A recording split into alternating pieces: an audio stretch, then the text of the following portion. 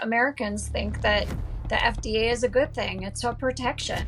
But I think in some regards, at first, it probably was. But now, what about just the everyday American person who still doesn't trust natural, holistic healing ways? And if they choose to still want to go with big pharma, like you were saying, the quick, easy fixes, do you think it is?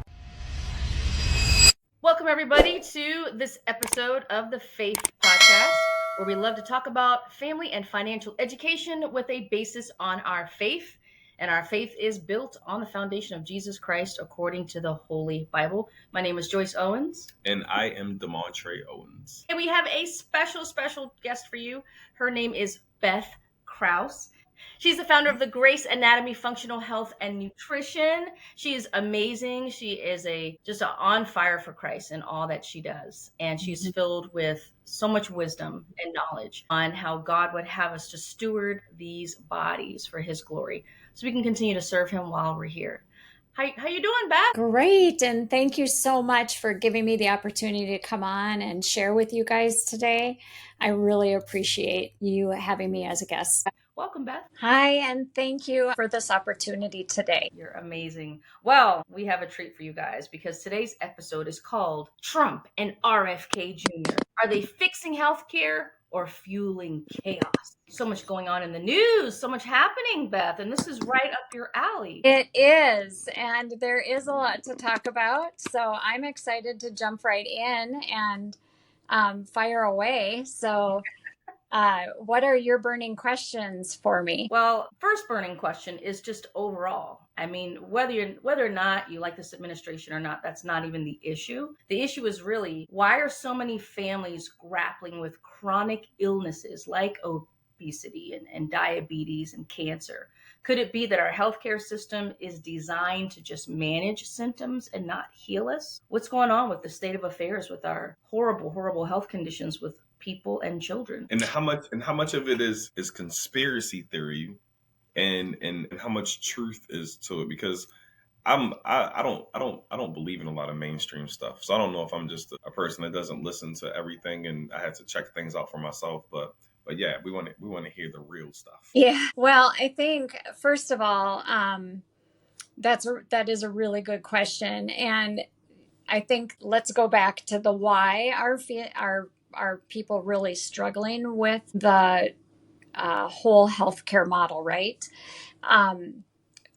It's designed to treat the symptoms and pick at the symptomology of our disease processes, and instead of really getting to the root of what are the problems, right? And so a lot of people are feeling really stuck in that the symptomology and the Band-Aid effect of let's treat this, but what is causing those symptoms, and not really finding that true cause. And so I think that's why people are really struggling with all of these long-term things, because nobody's ever really getting down to that deep root cause of the issue. So let's kind of unpack that whole thing, because that one question that you asked was a multitude of questions. Yeah, because maybe people don't want to know the real reason, Beth, because we know it's probably our lifestyle. We know it's probably our diet and our exercise and things that we're doing to ourselves, but we just don't want to change. Right. And the healthcare model, the other thing is a mind shift too, right?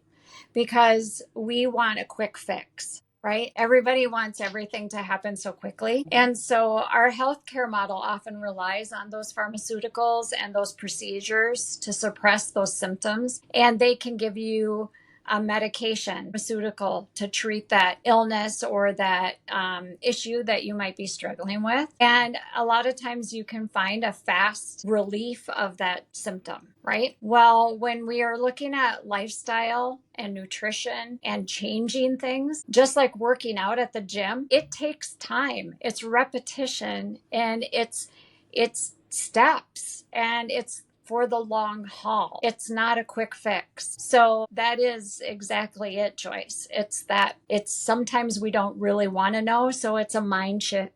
You have to change your mind. And so nutrition and lifestyle are a lot of times it's sidelined, and we're not talked about. We're not educated about how to function in our lifestyle. We're talked about how to gratify ourselves immediately. And that's not how the Bible designed. That's not how God designed us. But we saw that throughout history and throughout the Bible. And it started out right away in the Garden of Eden, that immediate gratification, right? So that's why we've got the chronic diseases. The chronic diseases equal big business. It brings in a lot of money to keep people chronically ill instead of healing from within. So we become overloaded with these diseases. We become overtoxified with the chemicals that we're taking in. And then we overindulge in the foods and less movement, eating more foods. We're overfed, but yet we don't get the right nourishment. Overfed, but not getting the right nourishment. Yeah, I can agree with that.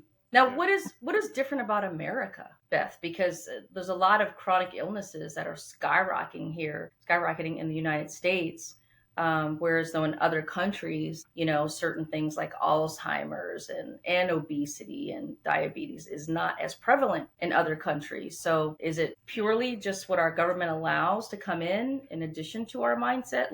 So what I heard her say just now was putting profits before nutrition. So if you can put high fructose corn syrup in an item instead of sugar, if it's cheaper for the high fructose corn syrup, then they're going to put that in there instead of sugar because they'll make more money. So it's really not about serving the person to be healthy. It's more about, hey, how can I get this product out that's going to stay on the shelf for the longest amount of time to get the most profit? And then how can we also make it as cheap as possible? And how can we also promise people that it's healthy and market it to a way that is still attractive to people to make them want to buy it, even though it's trash for you and your family? Yeah, I just discovered that some of my favorite pickles, Beth, my bread and butter chip pickles that I use in my angel eggs. I don't do deviled eggs. We don't give deviled eggs. Right. So my angel eggs, that's like my secret ingredient, is my bread and butter chip pickles, chop them up and put them in my eggs. Well, not long ago, I just looked at the ingredients just to double check, and my high fructose corn syrup in my pickles. I'm like, what the heck? So I had to go through every single jar to see which one didn't have that. And I did find a brand that just do sugar. But how hard is that? Just give me some regular good old sugar instead of the other crap. And I get it, profits. Yeah. But we can't trust anything on the shelves. Right. You really have to become your best advocate, your own advocate, and really get very dialed into reading labels. And even if you're not great at reading labels, do your best, right? I always say leave space for grace for yourself, because we're not all going to do, not even myself, not going to do 100% all the time, right? So you can indulge once in a while, but it's the everyday putting in the work, trying to learn what we can, doing better where we can, and doing best most of the time. But yeah, some staggering facts in America. Obesity is 42% of U.S. adults are rated as obese.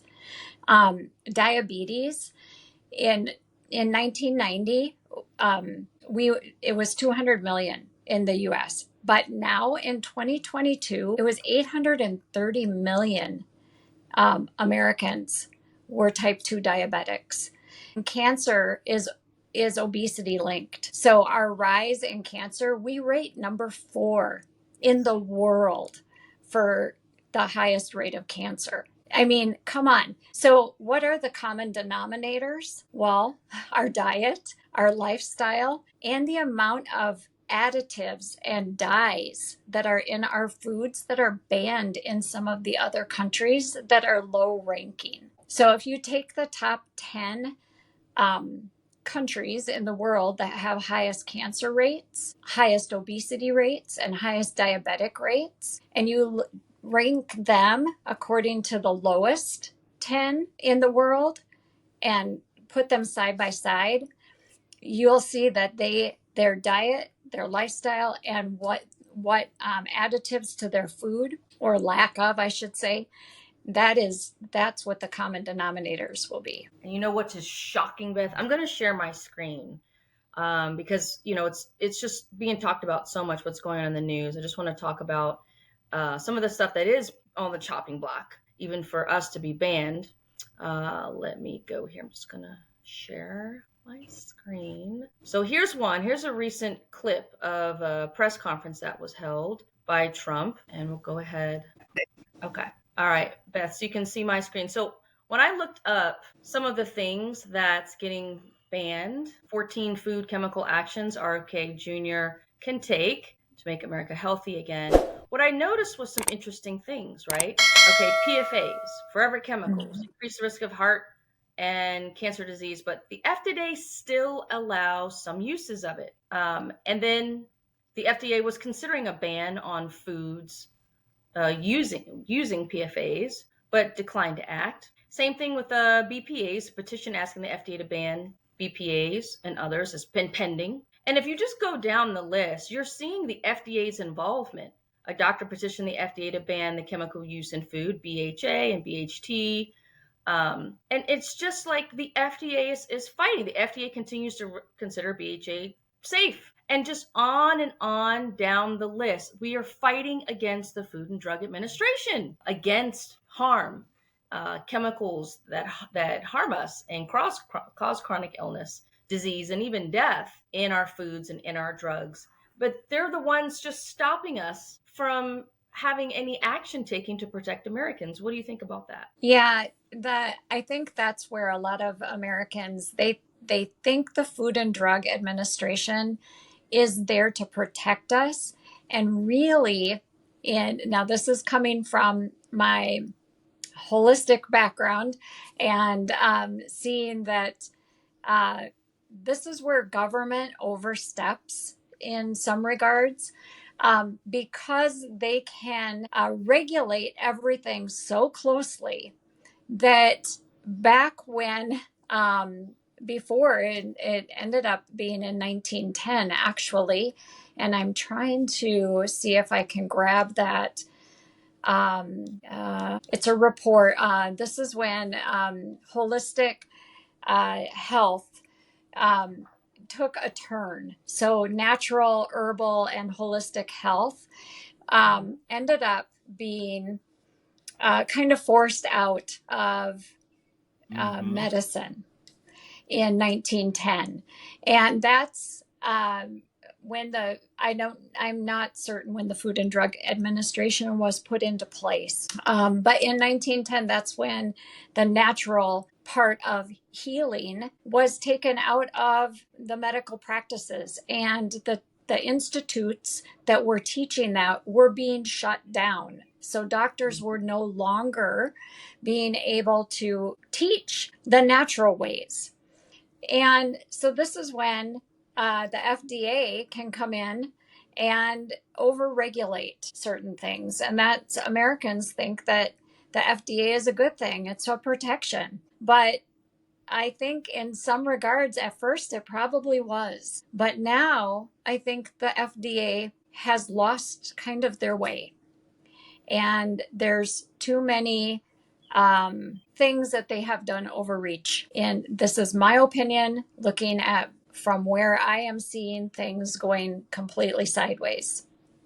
And I think they need to take a revamp of their agencies and look at it from, are we hurting the American people or are we helping them? Yeah. And the thing about the three-letter agencies, I mean, this discussion could go all the way down to the American Heart Association, the American Dental Association.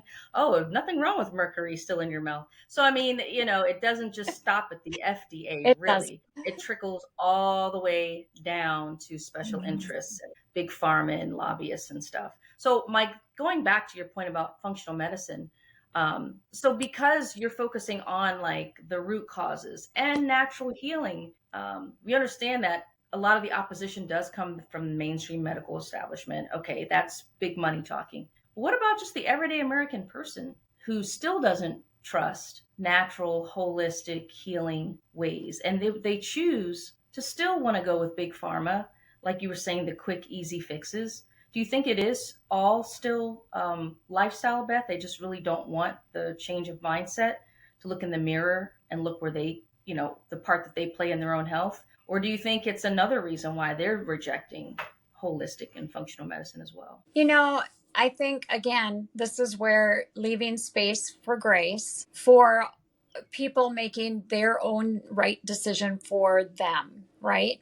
I can't begin to think the way people think. And there is a time, space, and place for all modalities to come together. We all need to learn how to play in the same sandbox nicely. And so I do still work together with the traditional healthcare. I have some really good medical doctors, and medicine is still the practice of. That is what medicine is. It's still the practice of. That is the word. So I think if people understand that medicine was not supposed to be a continual revolving door that you are supposed to be going to on a regular basis. Medicine was supposed to be used for emergent issues, not for an everyday lifestyle event. But now it's become so ingrained into our culture that we get a hangnail and we go to the emergency room. Seriously, come on. God designed plants, herbs, food, nutrition, movement for us to use to heal our bodies, to heal our minds, to heal our souls. And yet now we're reaching for the medicine cabinet or to go to the doctor or the ER for such small, innocent, simple things that we have forgotten how to become our body's own natural advocate. You're right. You're right, Beth. And I like all modes. So I have a couple mottos, and tell me if I'm on the right path since you're the professional. So number one, I feel like you have God's way, then you have the devil's way, right? Oh yeah. Because the devil is always trying to imitate God. Yeah. So you have cherries, and then you have cherry candy. And then you have oranges, and then you have orange flavor, and it seems like a lot of times people choose the imitation rather than just eating the orange. Like you would rather eat orange Starburst than eating the orange. So is that like a good philosophy, just to always get the natural thing and not the imitation version of it? Yeah, that's a really good analogy, Trey. Why are we looking for the prepackaged things when God already prepackaged the actual item? Yeah. It's just something to, why are we reinventing and pay just as much for it, right? Right. Like to buy a pack of Mambas, right? Mambas.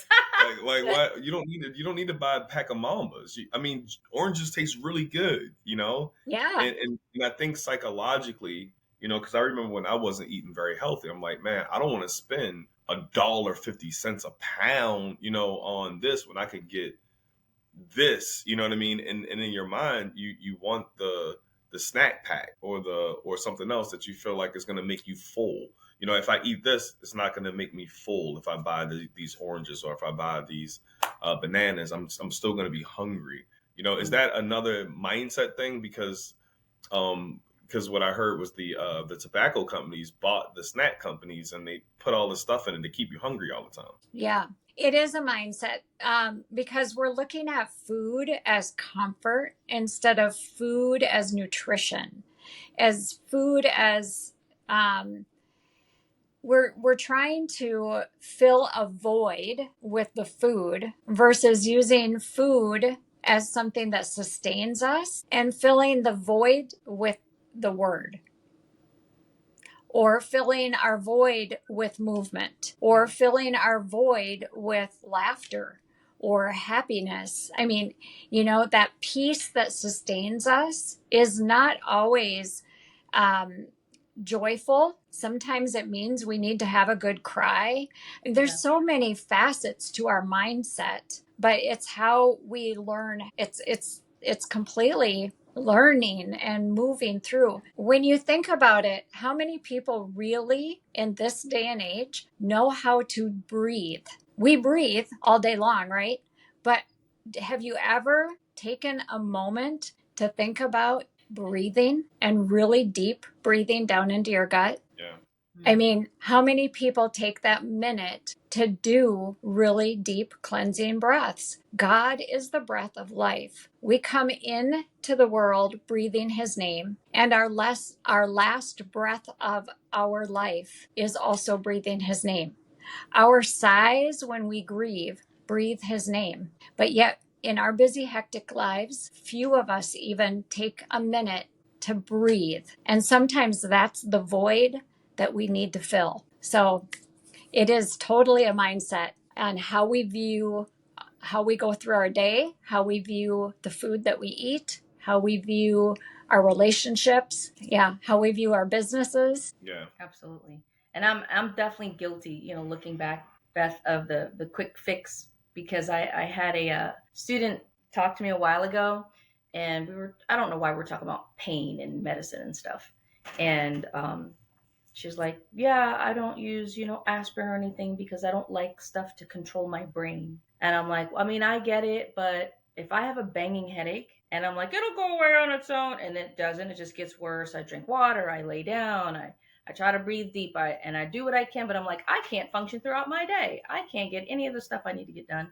So I will go and head to my medicine cabinet and get my favorite drugs. And I'm like, it'll be gone in 40 minutes exactly. And then I lay down and like, it's gone in 40 minutes, So I need that. Well, I tell myself I need it. But she swears, no, you fix your own headache. It's just your brain. You tell your brain you can stop the pain in your brain just by thinking about it. And you need more brain focus. She told me all these books to buy. And I'm writing down the names of all these books to control the pain in my brain. And I know there's an element to it. I know that. I know the brain is very much, because when I'm teaching and I'm in front of students, I don't even feel my pains or my issues. But the moment class is over and I'm going back to my room or the hotel or whatever, I'm feeling everything again.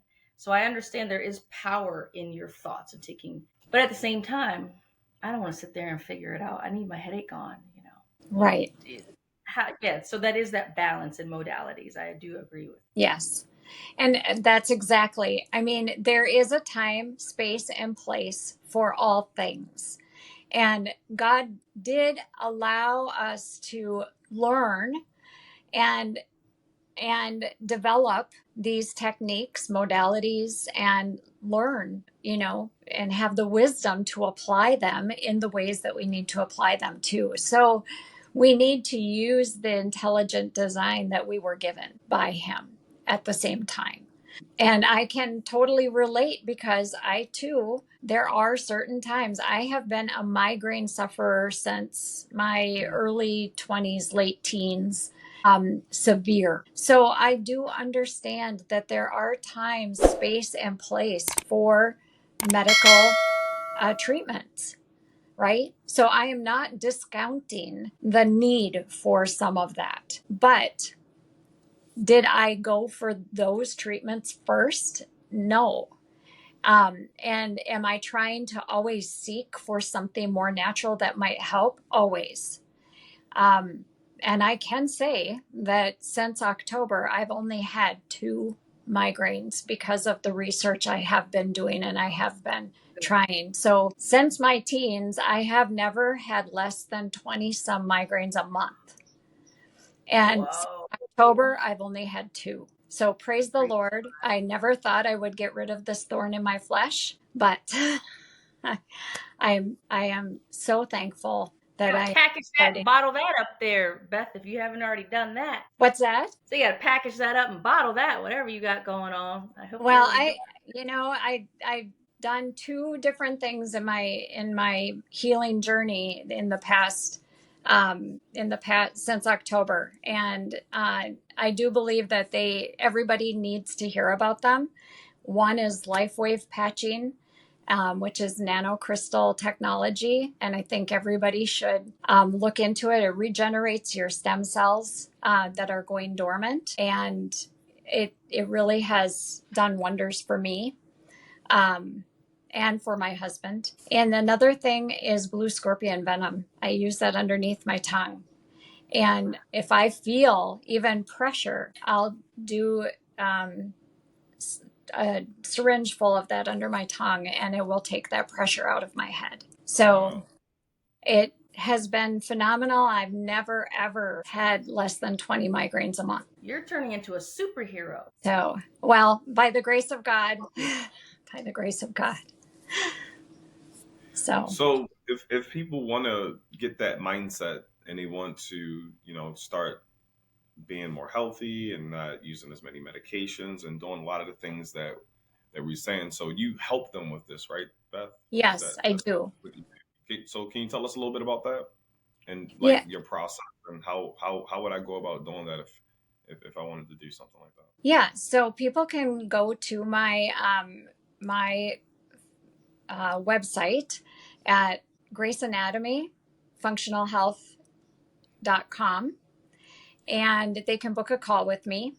And did I drop a link to my ebook for you guys? No, I don't know, but when we'll have all that in the descriptions when we put this. Yeah. Yeah.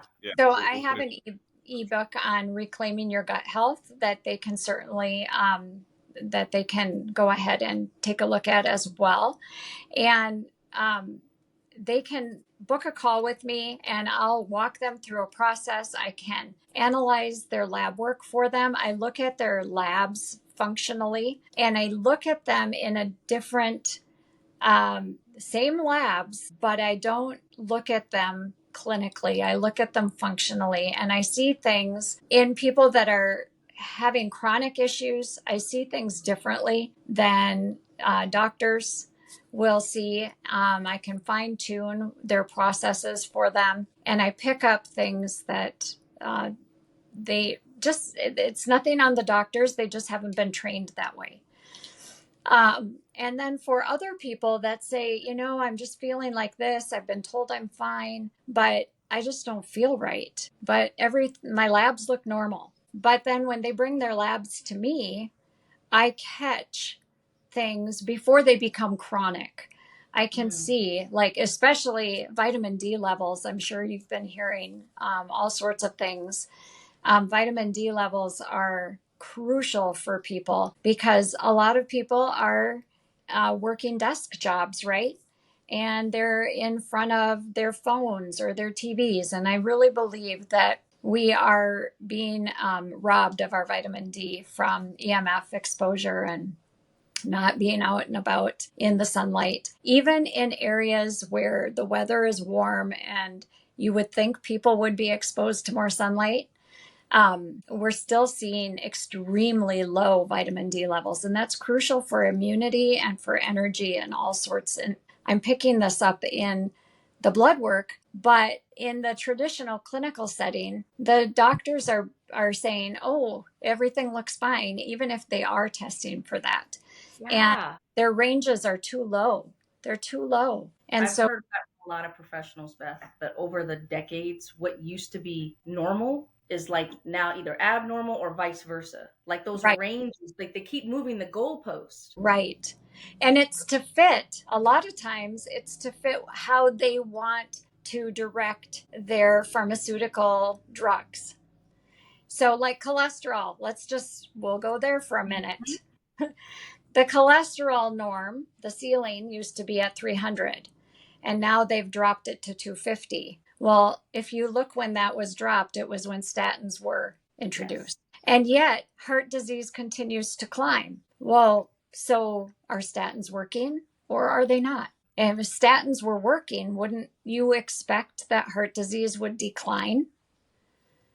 Well, why does it keep going up? Well, that in conjunction with our diet and lifestyle and the fact that our obesity continues to climb at a rampant rate in the US, would you not want to change some things here? So, I mean, we need to take a look at all of these factors and start changing something, or our communities are going to be in dire need of a lot of chronic help. Yeah, so this is huge. Now, so when you help people out, so you look at their blood work, And then do you help them get on like a nutritional plan, or is it like a follow-up that goes along with that or something like that? Yeah, so depending on what they are wanting after that lab analysis that I do, then we go into a program. So they can go into a nutritional program, they can go into an herbal program, they can go into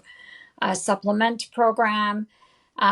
Whatever they see their journey, I walk alongside them. But I typically ask for them to stay on with me for 3 months at least, and then we dial in from there. But I can do group coaching, I can do one-to-ones, and I can do, long-term programming as well. No. Cool. I Yeah, love because that. I think it's one thing to say, hey, it's a problem, and then it's another thing to be part of the solution Right. to the problem. Yeah, so that people can learn how to do this and teach it to their families, and and pass it down, and then uh, I think one of the best ways to combat the companies is to not buy their stuff, and then when people are demanding a different alternative, money talks. So when people aren't Mhm. buying these things anymore and stuff like that, I don't buy any cereal. Like I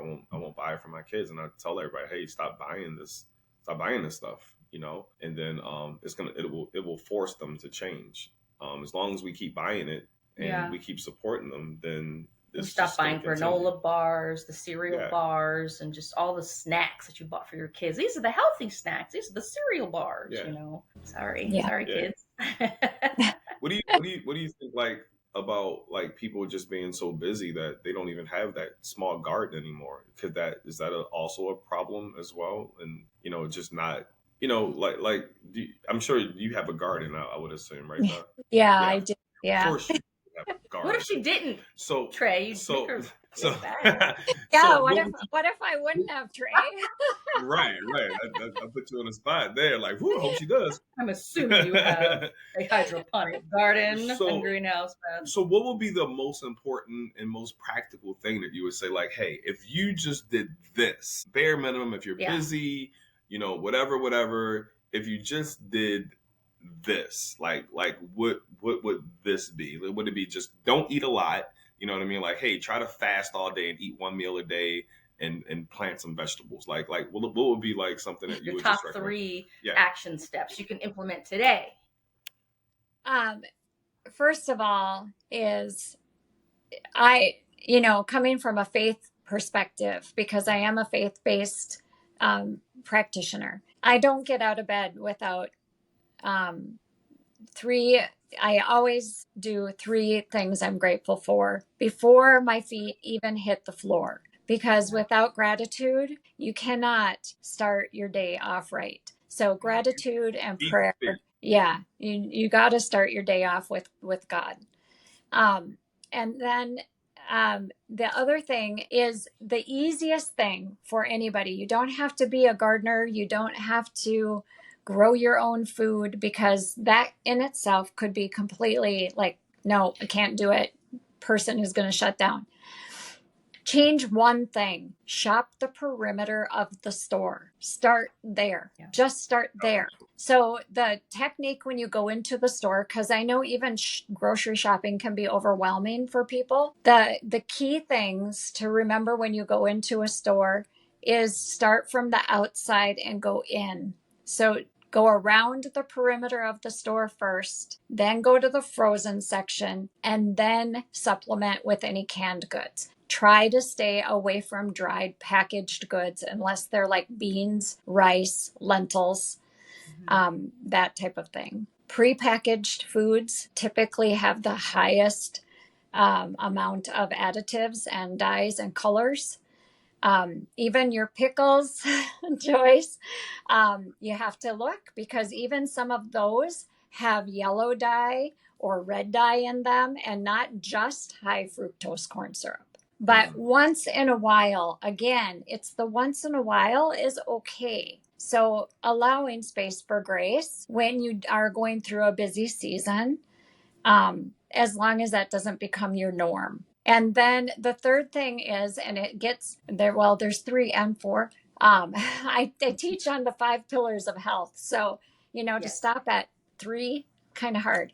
But Keep going, Beth. Give Keep us all going. 5. Give us all 5. So we did faith, we did nutrition. Hydration goes with nutrition. You need to make sure you're hydrating. And I'm not talking about tea. I mean, I do a lot of tea all the time, all day, every day, because I have an apothecary.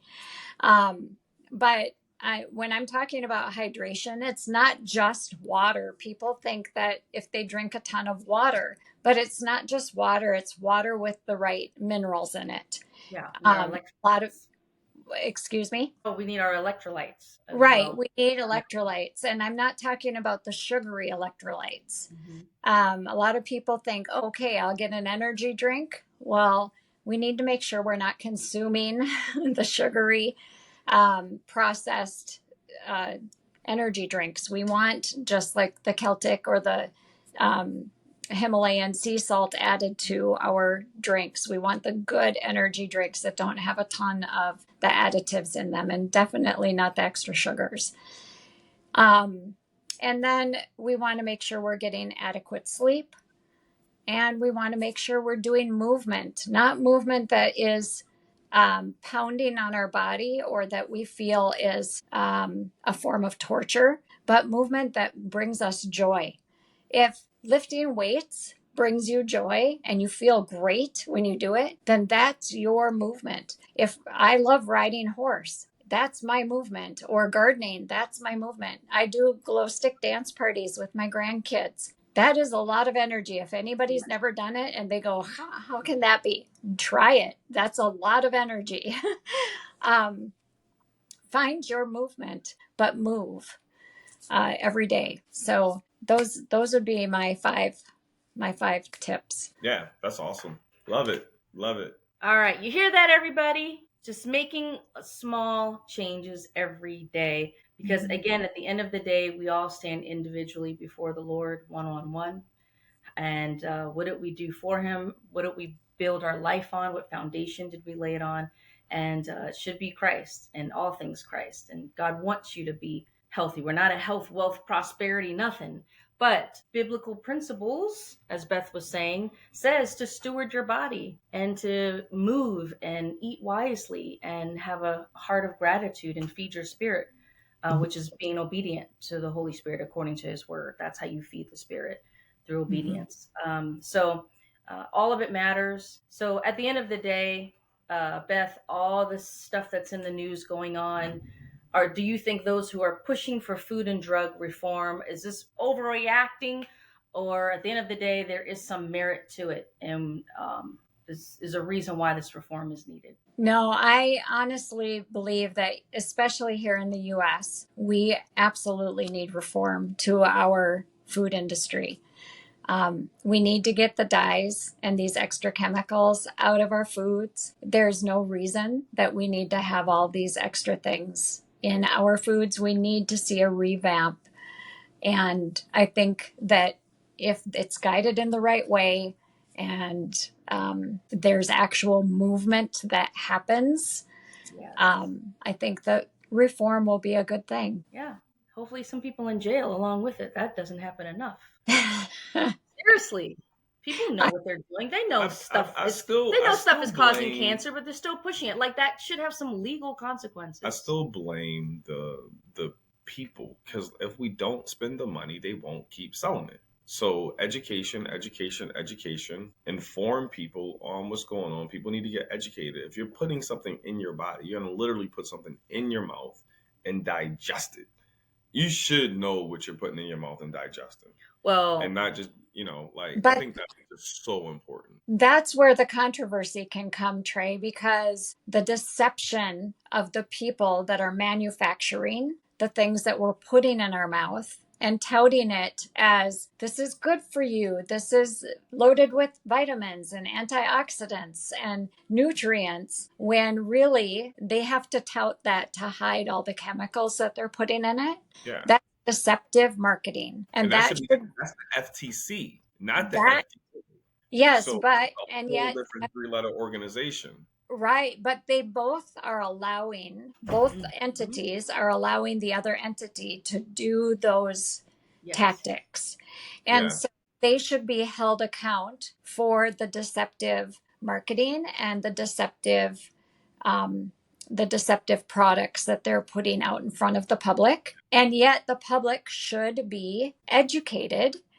And I think that's where the medical community has not been educated enough. So, I mean, when you think that a doctor has had less than 20 hours of nutritional education in their practice, they're not educated enough. And then look at, I mean, go back to a hospital cafeteria. You would think that would be the healthiest cafeteria to eat in the Mm. nation, and it's the worst food anywhere.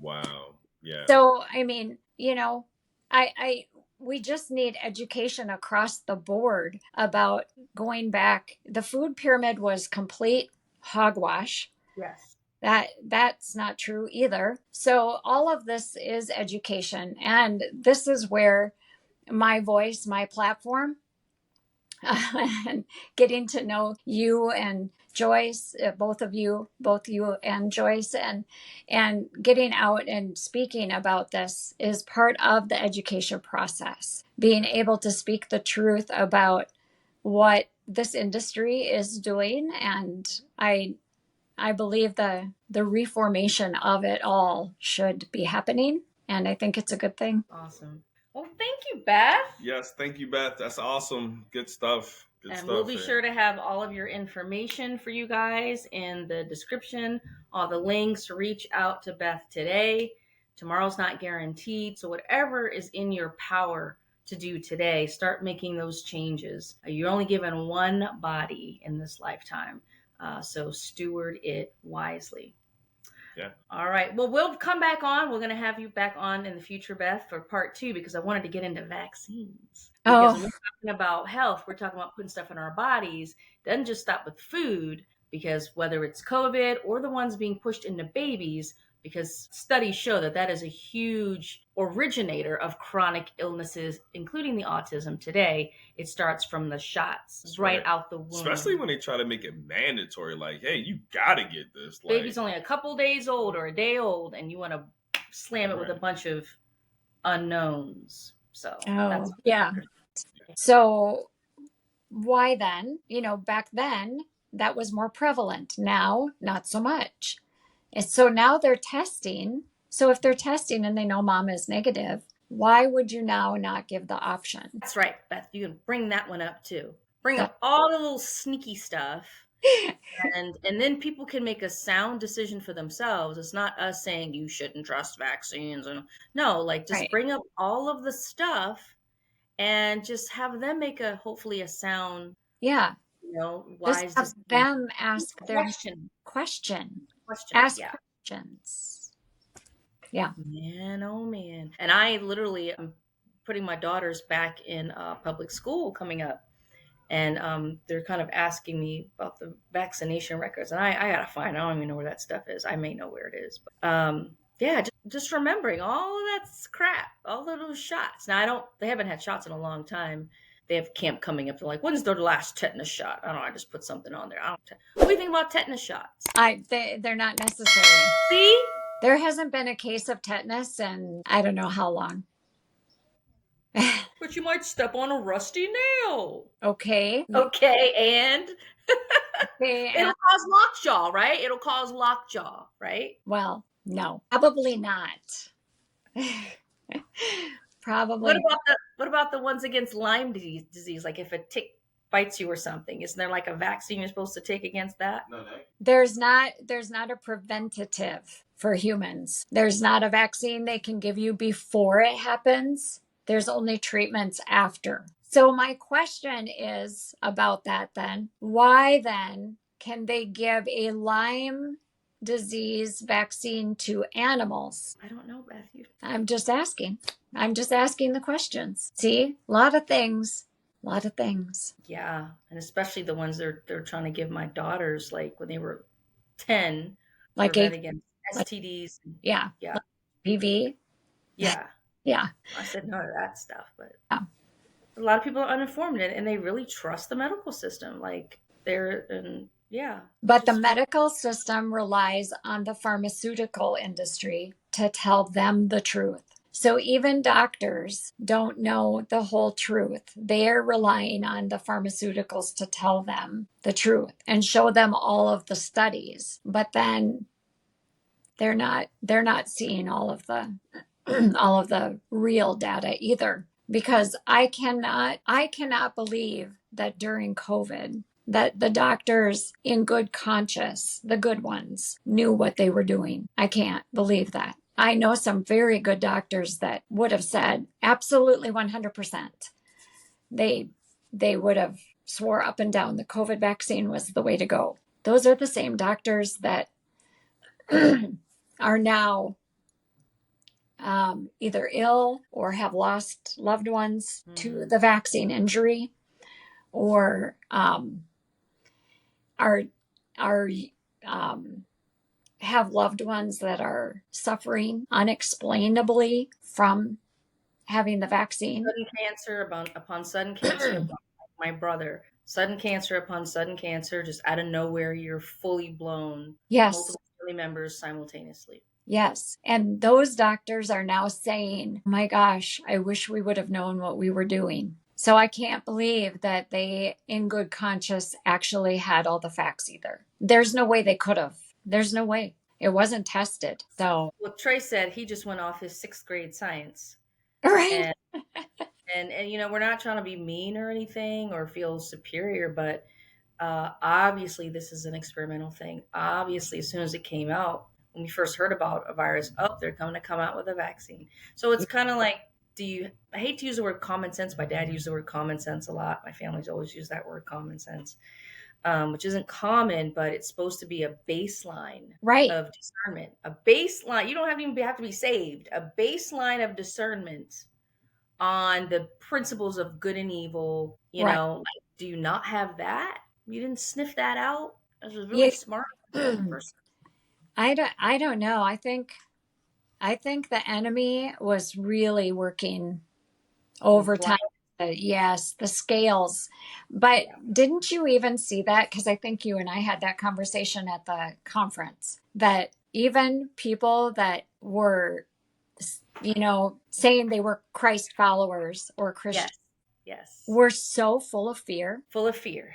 That's what it is. And I was like, why? I don't understand where this fear. I mean, if you are following Christ, you're professing to follow Christ, you should have this overwhelming sense of peace during this fearful time, because he's our foundation, our rock, our solid. And if this is what you think is bad, whoa, what's really going to happen? I remember we had a conversation earlier about life groups, and whether it's your small group or whatever. When that was happening, of course, people couldn't come to our house anymore. But that fear was so deep. Even members of our life group that we're like edifying every week, Beth, and building up the word and prayer, and we're, you know us, so we're constantly pouring into these people, and then to come to find out all this time, what happened to all that strength? Just boom, now it's gone. Now you were ready to die for Christ, but now you're scared of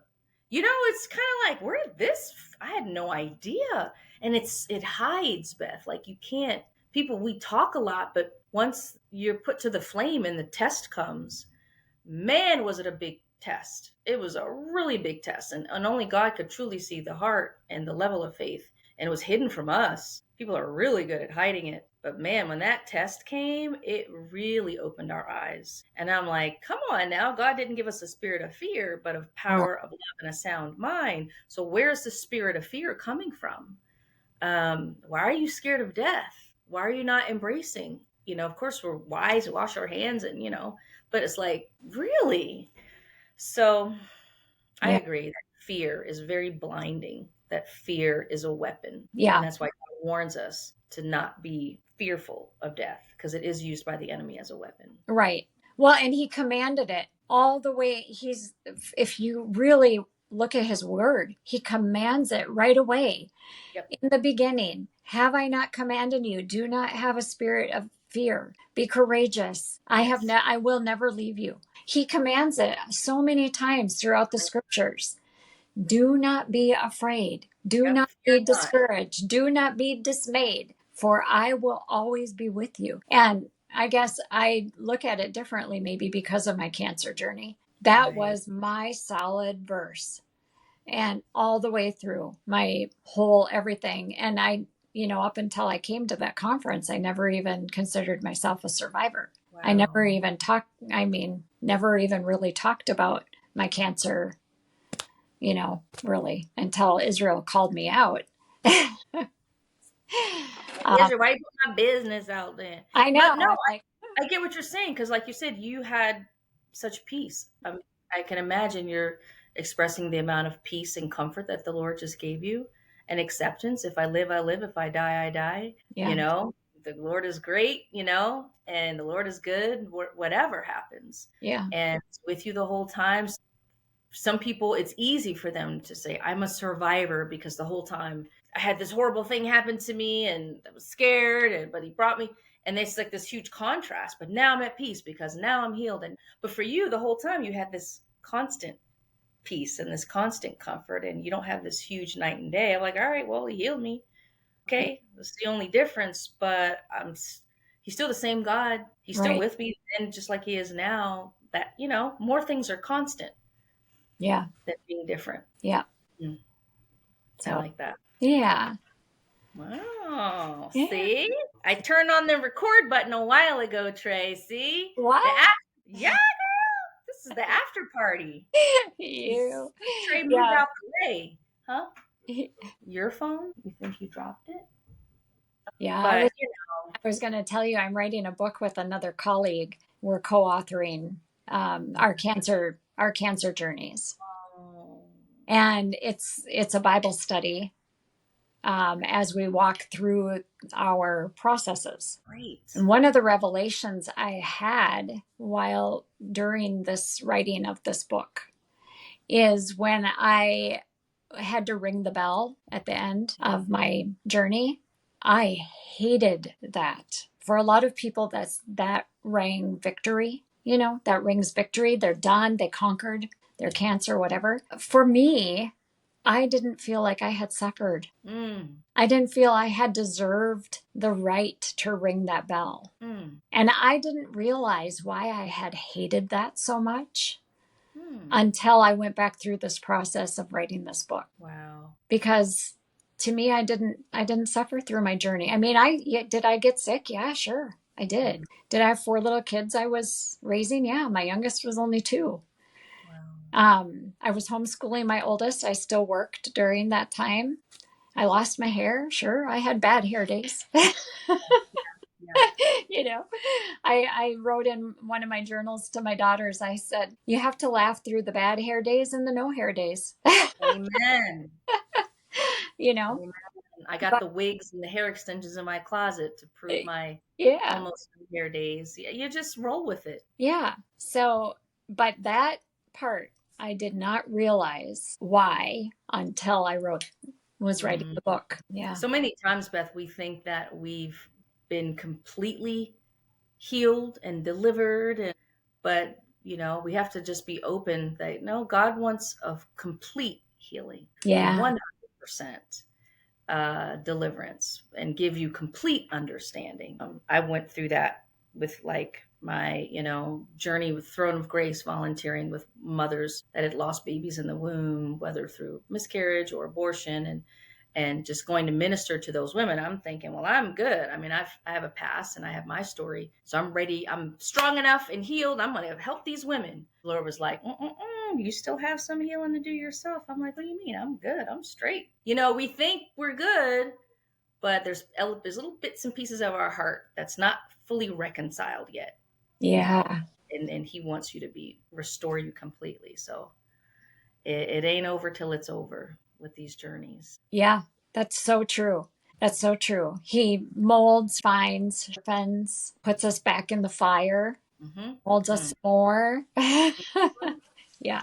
Well, I'm excited for your book. I know you're going to minister to and encourage a lot of people on their journey, if they're going through that scenario themselves, whether they're Christian or not. It's a story of hope but just peace along the way, regardless of what the outcome is. That's the most important thing, acceptance and peace of however it turns out, you know? Yeah. Well, Beth, yeah, we're gonna have more of these, you Yeah.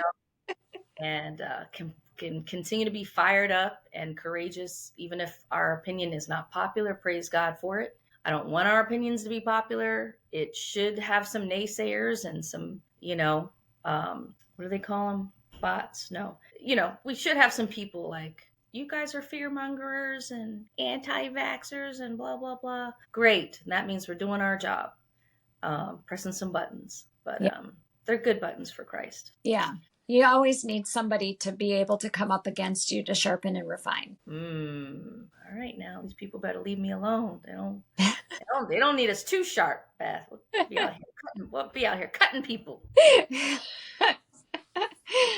Well, if it wakes people up, If it wakes them up, slice them up, right? Slice them and dice them. They need to be able to start to think for themselves. That's right. Because otherwise we're conditioned to just go with the flow. We don't want to be a sheep. Sheep follow the lead sheep. In a way, you want to be a sheep to follow the shepherd. Yes. But don't follow the false shepherd or other dumb sheep or other hirelings. Right. If the first sheep jumps off the cliff, all the other sheep jump off the cliff too. But if the sheep have a good shepherd, they will know the shepherd's voice. They won't come to anybody else's voice. And the only way you can know the shepherd is by being in communication with the shepherd. But there's too many sheep and no shepherd. There's a shepherd, but nobody's listening to that voice. They're all over here. They're being goats. Goats. Being goats, eating anything. Yeah. Eating anything, and you are what you eat. Thinking on that one. So, thank you, sir. Yeah. All right, Bethel, I will let you go. Thank you so much for your patience. We thank you for switching to your phone. You know, we're just. Thank you for being adaptable. Yeah, we pivot where we need to pivot, but it gets done, and the message will get out. Yeah, thank you so much, and thanks for the opportunity. It was so good to connect with you again. So I know. We're going to do more, and hopefully we'll keep connecting virtually until we can finally meet again in person and really hang out. Yes. And do some great work there. That'd be great.